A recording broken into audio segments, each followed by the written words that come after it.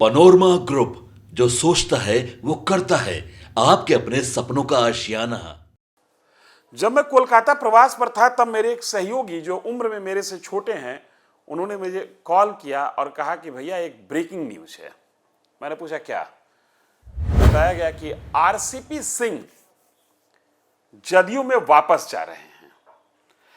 मैंने उस बात को उस समय तवज्जो नहीं दी।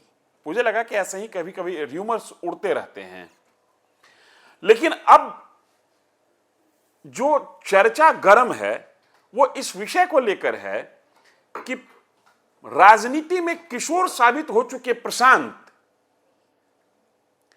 जदयू के दो बड़े दिग्गज नेता को फोन किए हैं।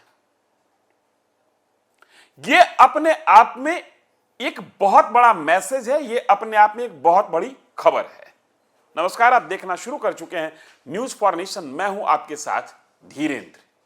जी हां, चर्चा हम करने जा रहे हैं प्रशांत किशोर की। उस शख्स की चर्चा करने जा रहा हूं जिसने 2025 के बिहार विधानसभा चुनाव के पहले जो माहौल बनाया, जो समा बांधा, उस समय में उसका खुद का दावा था कि मैं चाहे तो अर्श पर रहूंगा या फर्श पर रहूंगा। 14 नवंबर को मतों की गिनती हुई और वो शख्स फर्श पर आ गया। दूसरा दावा था कि अगर नीतीश कुमार को 25 से ज्यादा सीटें आ जाएं तो, और अगर नीतीश कुमार फिर से मुख्यमंत्री बन जाए तो मैं राजनीति छोड़ दूंगा। यह एक बहुत बड़ा बयान था नीतीश कुमार के राजनीतिक भविष्य को लेकर।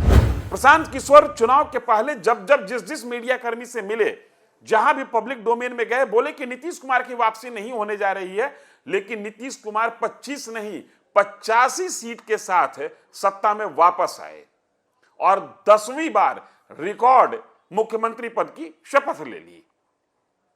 प्रशांत किशोर के पास जमीन नहीं थी। मैं उस जमीन की बात नहीं कर रहा हूं जो जमीन मतों की गिनती में नजर आई। मैं उस जमीन की बात कर रहा हूं जिस जमीन पर खड़ा होकर प्रशांत किशोर अपने रणनीतिकार कहलाने की हैसियत से और राजनीतिक विश्लेषक की हैसियत से जो बयान दे रहे थे कि नीतीश कुमार 25 से नीचे सिमट जाएंगे और मुख्यमंत्री बनने की तो बात छोड़ दीजिए, दोनों चीजें नहीं हुई। प्रशांत किशोर की पॉलिटिकल स्ट्रेटेजिस्ट की हैसियत हिल गई। कहा गया कि आपने कहा था इस्तीफा दे देंगे। प्रशांत किशोर ने चालाकी से जवाब दिया कि मैं किसी पद पे हूं नहीं, इस्तीफा क्या दूं। जहां तक सवाल है राजनीति छोड़ने का, तो प्रशांत किशोर ने कहा कि हम राजनीति करते कहां हैं, हम तो जनता की बात कर रहे हैं केवल।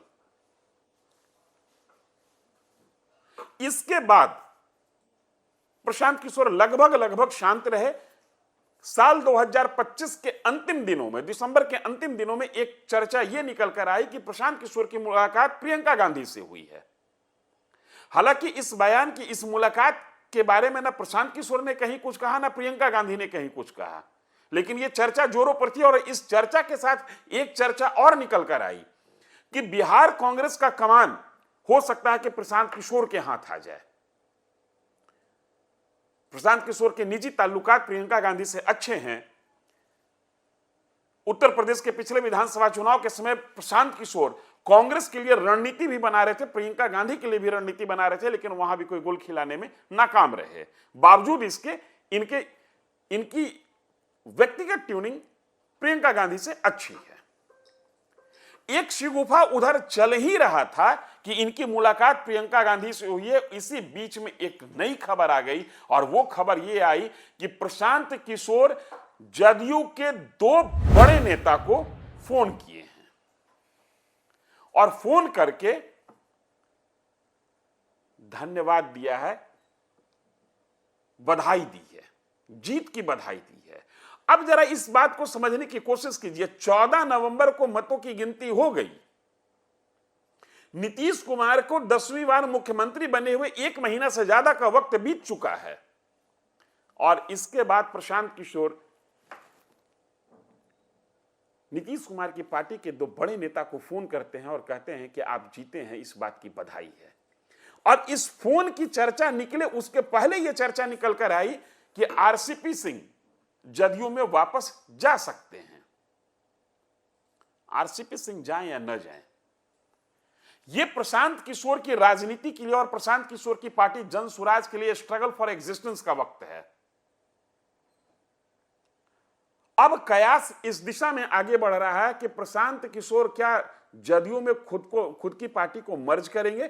यह सवाल इसलिए भी खड़ा हो रहा है कि जदयू के पास सेकंड लाइन की लीडरशिप की सीट खाली है और प्रशांत किशोर और नीतीश कुमार के एक समय बड़े गहरे ताल्लुकात रहे थे। 2015 के विधानसभा चुनाव का आर्किटेक्ट नीतीश कुमार की ओर से कोई था तो प्रशांत किशोर थे। उस चुनाव के बाद नीतीश कुमार ने अपनी पार्टी में प्रशांत किशोर का राष्ट्रीय स्तर का ओहदा भी दिया और कुछ एक ऐसे पद भी दिए जिससे सत्ता का सुख प्रशांत किशोर को मिलता रहा। बाद में प्रशांत किशोर की डिक्टेशन पर पार्टी के दूसरे नेता चलने के लिए तैयार नहीं हुए, लिहाजा प्रशांत किशोर को जदयू से रुखसत होना पड़ा। लेकिन दो खबर इस समय महत्वपूर्ण प्रशांत किशोर को लेकर, पहला तो ये कि प्रियंका गांधी से उनकी मुलाकात हुई, चर्चा इस बात की कि जन स्वराज का विलय हो जाएगा कांग्रेस में और कांग्रेस की कमान प्रशांत किशोर के हाथ में होगी। दूसरी खबर यह कि प्रशांत किशोर जदयू के दो बड़े नेता को फोन किए हैं और फोन करके उनको जीत की बधाई दी है। यहीं से एक नया चर्चा शुरू होता है कि जन स्वराज और जदयू के बीच में कुछ तो खिचड़ी पक रही है और इन दोनों खिचड़ी में कुछ जो कॉमन है वो कॉमन ये है कि जन स्वराज का विलय हो जाएगा।